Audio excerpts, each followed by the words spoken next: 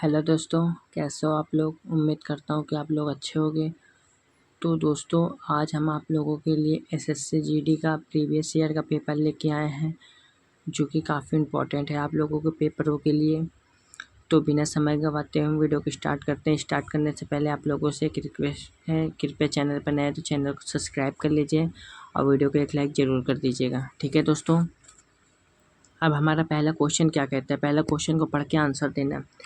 भारत सरकार ने राष्ट्रीय मधुमक्खी पालन एवं शहद मिशन (NBHM) नाम की एक नई केंद्रीय क्षेत्र योजना का मंजूरी दी है, जो क्रांति किससे जुड़ी है। आपसे पूछ रहे हैं, भारत सरकार ने राष्ट्रीय मधुमक्खी पालन एवं शहद मिशन (NBHM) नाम की एक नई केंद्र क्षेत्र योजना की मंजूरी दी है, जो किस क्रांति से जुड़ी है। तो क्वेश्चन नंबर 21। तो क्वेश्चन नंबर 21 का मिशन जो है क्या है दोस्तों, मिशन इसमें क्या दिया गया है। तो मिशन जो है दोस्तों, मोड में वैज्ञानिक ढंग से मधुमक्खी पालन। ठीक है। तो इस क्वेश्चन नंबर 21 का राइट आंसर क्या होगा, मीठी। मीठी हमारा बिल्कुल इसका राइट आंसर, यानी option number second. Option number second बिल्कुल हमारा राइट आंसर होगा। ठीक है। Question number 22। क्वेश्चन नंबर 22 को पढ़िए। एक सरकरी पट्टी में स्थित क्षोभ मंडल में अत्यधिक ऊंचाई 12,000 मीटर से अधिक वाली पश्चिमी हवाएं होती है। इनकी गति में 110 किलोमीटर प्रति घंटा तथा सर्दी में 184 किलोमीटर प्रति घंटा होती है। तो क्वेश्चन नंबर 22। क्वेश्चन नंबर 22 का राइट आंसर क्या होगा। तो इसका राइट आंसर जेठ धराएं होगा। जेठ धराएं बिल्कुल इसका बिल्कुल राइट आंसर, यानी ऑप्शन नंबर फर्स्ट। तो ऑप्शन नंबर फर्स्ट बिल्कुल इस क्वेश्चन का राइट आंसर होगा हमारा। ठीक है। बढ़ते हैं क्वेश्चन नंबर 23। क्वेश्चन नंबर 23 को बढ़ते हैं। क्वेश्चन नंबर 23 हमारा क्या कहता है, स्वतंत्रता के बाद भारत ने अपनी पहली पंचवर्षीय योजना शुरू की है। स्वतंत्रता के बाद भारत ने अपनी पहली पंचवर्षीय योजना शुरू की। कब शुरू की है। Question number 23। इसका राइट आंसर क्या होगा, 15 मार्च 1950। कब, 15 मार्च 1950। तो राइट आंसर क्या होगा, option number third. Option number third बिल्कुल राइट आंसर, यहाँ 15 मार्च होगा। ठीक है, 15 मार्च 1950। ठीक है दोस्तों। अब बढ़ते हैं क्वेश्चन नंबर 24 को। क्वेश्चन नंबर 24 को पढ़ते हैं। 2003 में सबसे कम आयु में पद्म विभूषण प्राप्त करने वाले भारतीय नर्तकी का नाम निम्न में से क्या था। 2003 में सबसे कम आयु में जो पद्म विभूषण प्राप्त करने वाले भारतीय नर्तकी का नाम निम्न में से क्या था। Question number 24। तो इस क्वेश्चन का राइट आंसर क्या होगा, सोनल मानसिंह, यानी option number second. Sonal Mansingh बिल्कुल इस क्वेश्चन का राइट आंसर होगा। ठीक है। अब बढ़ते क्वेश्चन नंबर 25 को। क्वेश्चन नंबर 25 हमारा क्या कहता है, कैल्शियम कार्बोनेट का रासायनिक सूत्र क्या है। आपसे पूछ रहा है कैल्शियम कार्बोनेट का रासायनिक सूत्र क्या है। तो कैल्शियम कार्बोनेट का रासायनिक सूत्र क्या है दोस्तों, CaCO3 है। कैल्शियम कार्बोनेट का रासायनिक सूत्र CaCO3 होगा, यानी ऑप्शन नंबर सेकेंड बिल्कुल इस क्वेश्चन का राइट आंसर होगा। ठीक है। Question number 26। किस विटामिन को थायमीन के नाम से भी जाना जाता है। किस विटामिन को थायमीन के नाम से भी जाना जाता है। तो क्वेश्चन नंबर 26। तो थायमीन के नाम से किसे जाना जाता है, विटामिन B1, यानी option number third. Option number third बिल्कुल राइट, इसका राइट आंसर होगा। ठीक है दोस्तों। अब विटामिन B2 की बात करें तो इसको वैज्ञानिक नाम क्या है, तो राइबोफ्लेविन होगा। ठीक है दोस्तों। विटामिन B2 की बात करें। अब विटामिन B3 की बात करें दोस्तों, विटामिन B2 के अभी हमने बताया क्या दोस्तों, राइबोफ्लेविन। अब विटामिन B3 का तो नियासिन, वैज्ञानिक नाम मैं बता रहा हूँ। ठीक है। विटामिन B3 का वैज्ञानिक नाम नियासिन होगा। ठीक है। अब विटामिन B1 का वैज्ञानिक नाम थायमीन होगा। ठीक है, क्या होगा, थायमीन। अब विटामिन B12 का क्या होगा दोस्तों, विटामिन B12 का होगा कोलम्बिन। ठीक है, कोबलिन बिल्कुल इस क्वेश्चन का राइट आंसर है। ठीक है, यानी इस क्वेश्चन नंबर 26 का राइट आंसर B1 होगा। तो ठीक है, ऑप्शन नंबर 3। अब विटामिन B12 का दोस्तों कोबलिन, ये आप लोगों को चारों याद रखना है। ठीक है दोस्तों। Question number 27। अक्टूबर 2022 में मेघालय के राज्यपाल के रूप में किसने शपथ ली। अक्टूबर 2022 में मेघालय के राज्यपाल के रूप में किसने शपथ ली। तो क्वेश्चन नंबर 27 का राइट आंसर होगा इसका क्या होगा, अक्टूबर 2022 में। तो इसका राइट आंसर 27 का राइट आंसर हमारा बी.डी. मिश्रा। तो बी.डी. मिश्रा बिल्कुल इस क्वेश्चन का राइट आंसर होगा, यानी ऑप्शन नंबर 4। ठीक है दोस्तों। क्वेश्चन नंबर 28, गांधी इरविन समझौते पर किस वर्ष हस्ताक्षर किए गए थे? गांधी इरविन समझौते पर किस वर्ष हस्ताक्षर किए गए थे? तो क्वेश्चन नंबर 28, तो 28 का right answer option number first. Option number first बिल्कुल इस क्वेश्चन का राइट आंसर, यानी 1931। क्वेश्चन नंबर 29, एक बजट दस्तावेज जो किसी विशेष वित्तीय वर्ष के लिए सरकार की राजस्व प्राप्तियों और राजस्व व्यय से संबंधित होता है, क्या कहलाता है? तो क्वेश्चन नंबर 29 का राइट आंसर होगा राजस्व बजट, यानी ऑप्शन नंबर फर्स्ट, राजस्व बजट बिल्कुल इस क्वेश्चन का राइट आंसर होगा। ठीक है। अब बढ़ते हैं अपने नेक्स्ट क्वेश्चन। क्वेश्चन नंबर 30, भारतीय संविधान में अंतिम अनुच्छेद की संख्या दी गई है मई 2022 तक प्राप्त जानकारी के अनुसार। तो क्वेश्चन नंबर 30, तो क्वेश्चन नंबर 30 का हमारा राइट आंसर क्या होगा? तो क्वेश्चन नंबर 30 का राइट आंसर हमारा क्या होगा दोस्तों? इसका राइट आंसर ऑप्शन नंबर 3, यानी 395 बिल्कुल इसका बिल्कुल राइट आंसर होगा। ठीक है। तो दोस्तों 26 जनवरी को, अब इसमें पूछा गया 26 जनवरी 1950 का भारत का संविधान लागू हुआ। ठीक है दोस्तों। भारतीय संविधान की बात की जाए तो संविधान कब लागू हुआ है? तो 26 जनवरी 1950 को भारत में संविधान लागू हुआ था। ठीक है दोस्तों, ये भी आप लोगों को ध्यान में रखना है। बढ़ते क्वेश्चन नंबर 31। क्वेश्चन नंबर 31 को पढ़िए। नवंबर 2022 तक की स्थिति के अनुसार भारत में केंद्रीय शिक्षा मंत्री कौन थे? आपसे बोल रहा है 2022 में स्थिति में अनुसार भारत में केंद्रीय शिक्षा मंत्री कौन है? तो क्वेश्चन नंबर 31, तो क्वेश्चन नंबर 31 का राइट आंसर क्या होगा? तो इसका राइट आंसर है धर्मेंद्र प्रधान। धर्मेंद्र प्रधान बिल्कुल इस क्वेश्चन का right answer, option number first. और किस विभाग में पूछा जाए तो शिक्षा मंत्री एवं कौशल विकास और उद्यमिता मंत्री थे। ठीक है दोस्तों, ये आप लोगों को ध्यान में, धर्मेंद्र प्रधान की बात करें। अगर मनसुख मंडाविया की बात करें दोस्तों, ये किस विभाग में? स्वास्थ्य और परिवार कल्याण मंत्री तथा रसायन और उर्वरक मंत्री थे। ठीक है, इस विभाग में। अनुराग ठाकुर की बात की जाए तो दोस्तों, तो अनुराग ठाकुर जो है दोस्तों खेल युवा में थे। ठीक है, और सूचना एवं प्रशासन मंत्री। ठीक है। और किरण रिजिजू की बात किया जाए तो दोस्तों ये कानून और न्याय मंत्री थे। ठीक है दोस्तों, कानून और न्याय मंत्री। ठीक है दोस्तों, ये सब कुछ आप लोगों को ध्यान में रखना है। क्वेश्चन नंबर 32, 2011 की जनगणना के अनुसार किस केंद्र शासित प्रदेश में लिंगानुपात सबसे अधिक है? 2011 की जनगणना के अनुसार किस केंद्र शासित प्रदेश का लिंगानुपात सबसे अधिक है? तो क्वेश्चन नंबर 32, इसका राइट आंसर हमारा क्या होगा? तो क्वेश्चन नंबर 32 का राइट आंसर क्या होगा? पुडुचेरी। तो पुडुचेरी हमारा बिल्कुल इस क्वेश्चन का राइट आंसर, यानी ऑप्शन नंबर सेकेंड। ठीक है दोस्तों। क्वेश्चन नंबर 33 को भारत में गुजराती नव वर्ष के रूप में मनाया जाता है। तो गुजराती नव वर्ष के रूप में किसको मनाया जाता है? तो क्वेश्चन नंबर 33, तो इसका राइट आंसर क्या होगा? बेस्तु वरस को भारत की गुजराती नव वर्ष के रूप में मनाया जाता है। ठीक है दोस्तों। क्वेश्चन नंबर 34, चीनी उद्योग के लिए प्राथमिक कच्चा माल है। चीनी उद्योग के लिए प्राथमिक कच्चा माल है। तो क्वेश्चन नंबर 34, तो क्वेश्चन नंबर 34 का हमारा राइट आंसर क्या होगा? तो इसका राइट आंसर होगा गन्ना हमारा बिल्कुल इसका राइट आंसर, यानी ऑप्शन नंबर 4 के साथ जाएंगे। ठीक है। क्वेश्चन नंबर 35, निम्नलिखित में से किस शास्त्रीय नृत्य रूप की शुरुआत 16वीं शताब्दी में वैष्णव संत महापुरुष शंकर देव द्वारा की गई थी? तो क्वेश्चन नंबर 35, तो क्वेश्चन नंबर 35 का हमारा राइट आंसर क्या होगा? इसका राइट आंसर होगा कुचिपुड़ी हमारा बिल्कुल इस क्वेश्चन का राइट आंसर होगा। ठीक है दोस्तों। अब बढ़ते हैं हम लोग 36 की ओर। 36 हमारा क्या कहते हैं? मोहन बागान एथलीट क्लब किस शहर में स्थित है? मोहन बागान एथलीट क्लब किस शहर में स्थित है? तो क्वेश्चन नंबर 36, तो क्वेश्चन नंबर 36 का हमारा राइट आंसर क्या होगा?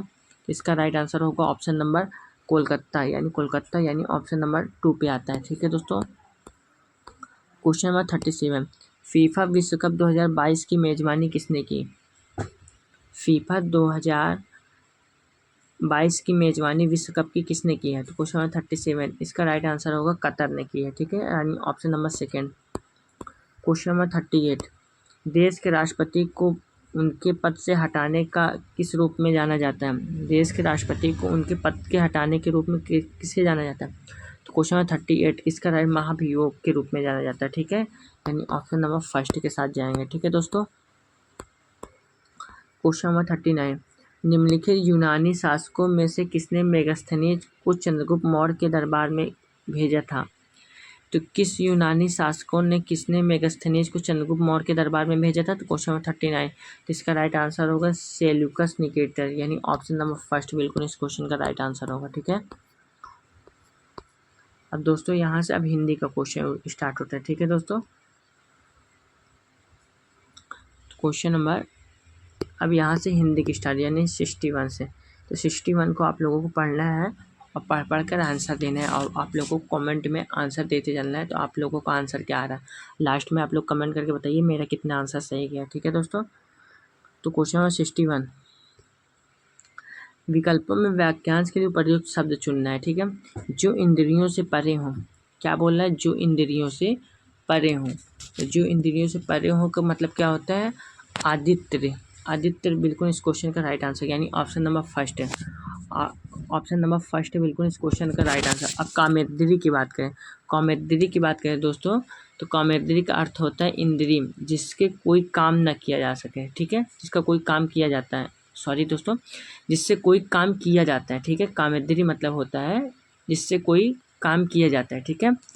और जितेंद्री की बात करें, अगर हम जितेंद्री की बात करें दोस्तों, तो जितेंद्री का अर्थ होता है इंद्रियों पर विजय प्राप्त कर ली हो, ठीक है। जितेंद्री मतलब होते हैं इंद्रियों पर विजय प्राप्त कर ली हो। और दोस्तों ज्ञानेंद्री का, ज्ञानेंद्री की बात करें तो ज्ञानेंद्री का अर्थ होता है विषय का ज्ञान कराने वाली इंद्रियां, ठीक है, विषयों का ज्ञान कराने वाली इंद्रियां। तो ठीक है दोस्तों, चारों आप लोगों को याद रखना है। तो क्वेश्चन नंबर 61 का right answer option number first होगा, ठीक है दोस्तों। अब बढ़ते क्वेश्चन नंबर 62। क्वेश्चन नंबर 62 को पढ़े। क्वेश्चन 62 हमारा क्या कहता है? निम्नलिखित वाक्य के लिए रेखांकित अंश के स्थान पर विकल्पों में से सबसे उपयुक्त शब्द का चयन कीजिए। शोक है कि मैं आपके पत्र का उत्तर नहीं दे सका, मतलब मुझे शोक मना रहा है कि मैं आपके पत्र का उत्तर नहीं दे सका। तो क्वेश्चन नंबर 62, क्वेश्चन नंबर 62 का राइट आंसर क्या होगा? खेद, मुझे खेद है मैं आपके पत्र का उत्तर नहीं दे सका, ठीक है। इसका राइट आंसर ऑप्शन नंबर 4 होगा।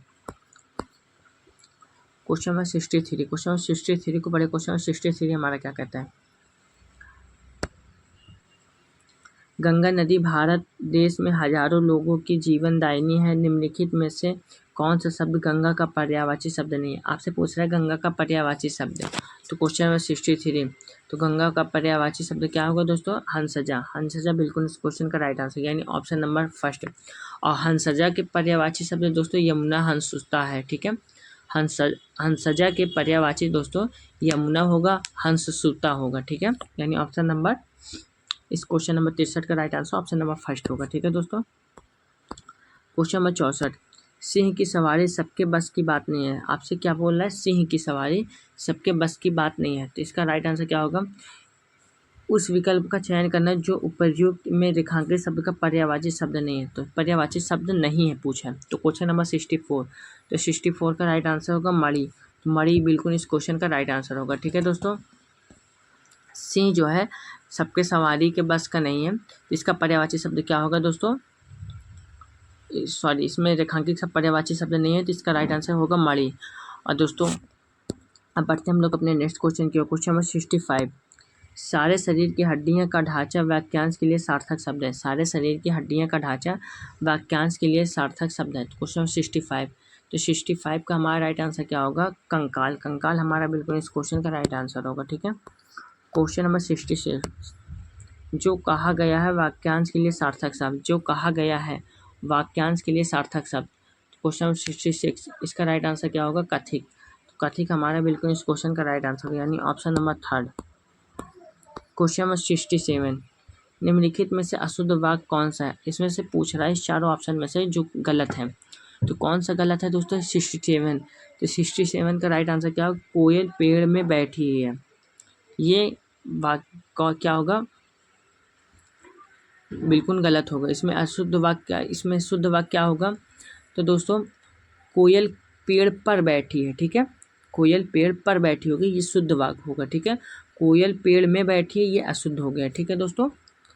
अगर यहीं पे होता कोयल पेड़ पर बैठी है, तो दोस्तों इसका राइट आंसर हो जाता, लेकिन कोयल पेड़ में बैठी, इस वजह से ये गलत हो गया। तो इसका अशुद्ध वाक्य छाटना था, ऑप्शन नंबर फर्स्ट बिल्कुल इसका सही होगा। ठीक है, क्वेश्चन नंबर 68, ऑफिसर में कर्मचारी को फाइल लाने का आदेश दिए, इस वाक्य में प्रयुक्त आदेश शब्द का अर्थ क्या है?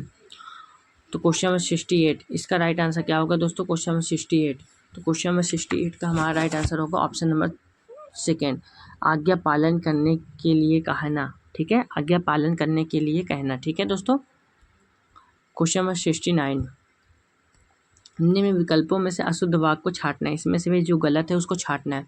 तो इसमें से अशुद्ध वाक्य कौन से दोस्तों? लड़के ने घर जाना है, लड़के ने घर जाना है, इसमें ये गलत हो गया। ठीक है दोस्तों, ऐसे में होता इस वाक्य का अशुद्ध, इसका अर्थ होगा लड़के को घर जाना होता है, तो ये सही हो जाता है। इसमें अशुद्ध हमसे पूछा गया लड़के ने घर जाना है, तो ये गलत है। तो अशुद्ध वाक्य ऑप्शन नंबर सेकंड होगा। ठीक है दोस्तों, ऑप्शन नंबर सेकंड बिल्कुल इस क्वेश्चन का राइट आंसर होगा। ठीक है, और इसमें सारे और शुद्ध वाक्य, केवल सेकंड वाला ऑप्शन जो है अशुद्ध है। ठीक है दोस्तों, क्वेश्चन नंबर 70, निरक्षर शब्द का विलोम क्या है? आपसे पूछा है निरक्षर शब्द का विलोम, तो निरक्षर शब्द का विलोम क्या होगा दोस्तों? साक्षर।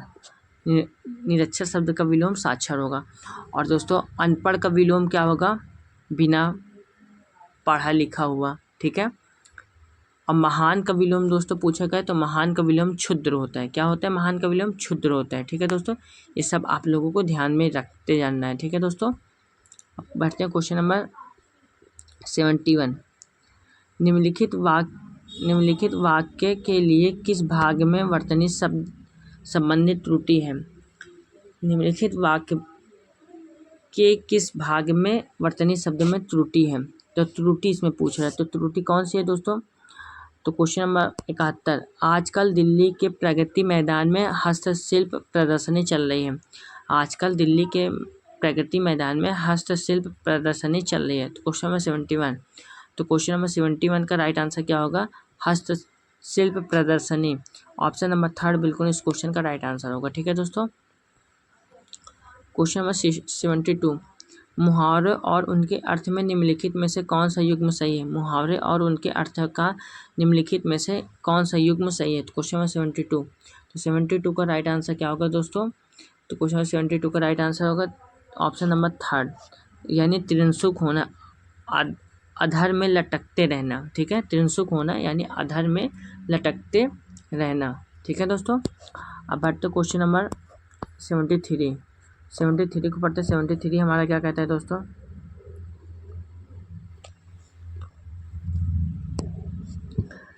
तब की बात कुछ और थी, फिर ऐसा नहीं होगा।